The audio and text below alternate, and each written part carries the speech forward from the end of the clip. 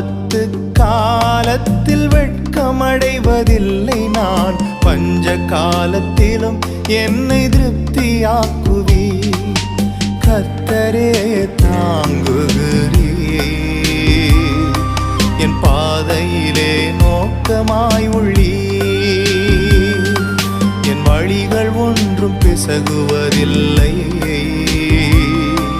என் அடியை உறுதிப்படுத்துகிறீர். என்னை கர்த்தரே தாங்குகிறீர்,